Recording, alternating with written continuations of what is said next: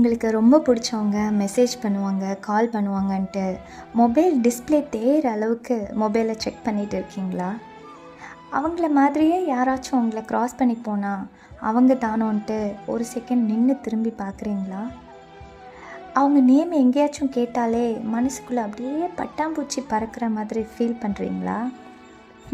Songs கேட்கும்போதெல்லாம் அவங்கள பற்றியே யோசித்து அழுதுட்ருக்கீங்களா?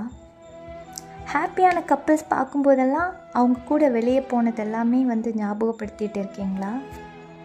ஒவ்வொரு செகண்டும் அவங்கள பற்றியே யோசித்து உருகிட்டு இருக்கீங்களா? அட ஏங்க, அந்த மூவியில் உங்கள் சீன் தான் முடிச்சு போச்சுங்க.